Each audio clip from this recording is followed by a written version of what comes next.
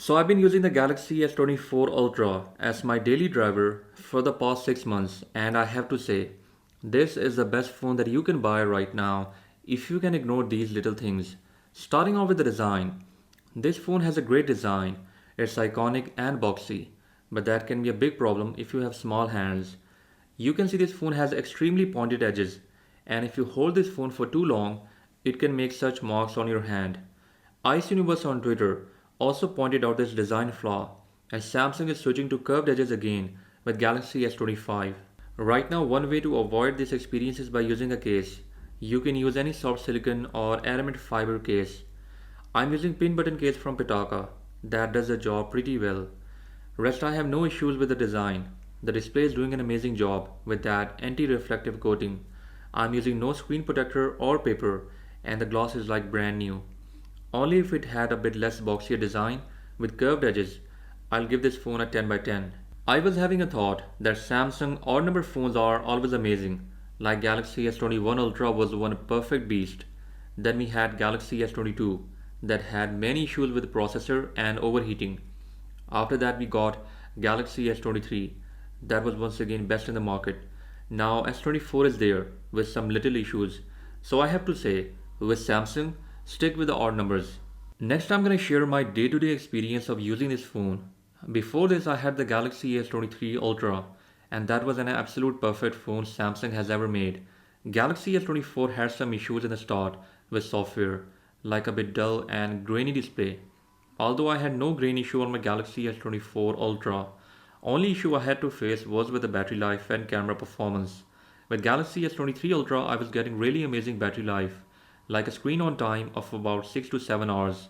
With Galaxy S24 Ultra I'm getting just 6 to 5 hours of screen on time.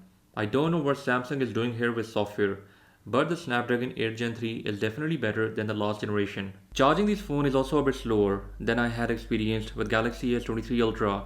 This was also pointed out by many users. I'm using a 45 watt Samsung charger. Apart from that, day-to-day performance is just amazing. I faced no lag, no hiccups, and the performance with those One UI 6 animations have been top-notch. Upcoming One UI 6.1.1 will just make things more better and fluid with Galaxy S24 Ultra. Now talking about those AI features, I barely use them.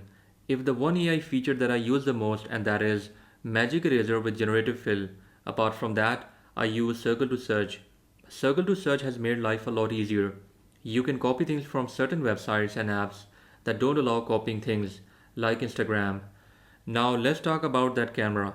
Initially when I got my Galaxy S24, the camera was literally a downgrade when I compared it up against the Galaxy S23 Ultra.